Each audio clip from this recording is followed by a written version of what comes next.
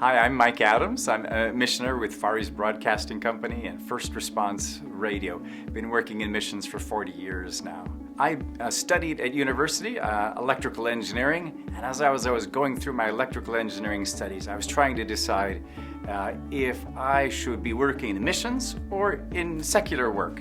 And I could see myself, following my dad, working at Boeing and just pursuing the American dream.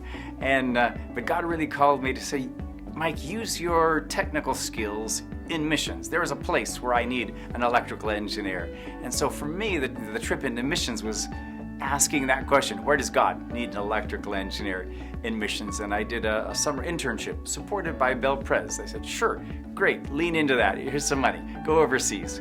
And came back really convicted that God wanted me to be in Christian radio broadcasting. And after 20 years of being just the engineer, I turned the corner into being the disaster radio coordinator for the disaster radio work that we do called First Response Radio.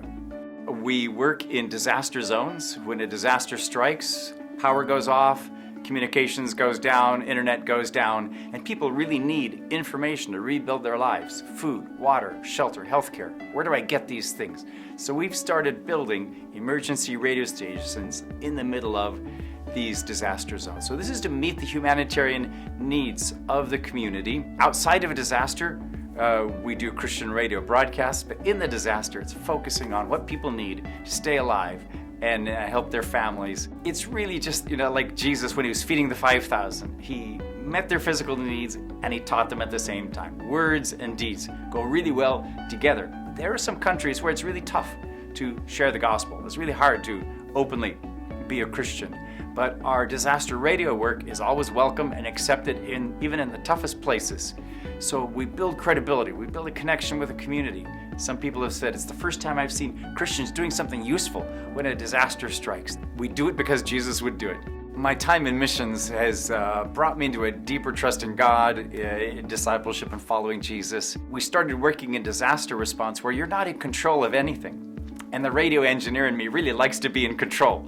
And I had to lean into just recognizing when we take a great leap of faith. You go into a disaster zone, you don't know what you're going to find. People told us, it's so bad, don't go in there. There's chaos, there's looting in the stores in the Philippines when we responded to a typhoon.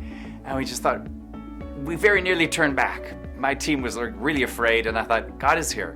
God has called us. We have to lean into this. God will meet us there. He always meets us there. And this real sense of trust has been developed in me that as I follow Jesus, God is there. He's gone before us, and He is faithful. And He won't stop being faithful. He won't stop walking alongside us. And we can lean into the uncertainty, knowing that if God has called us, He will be there.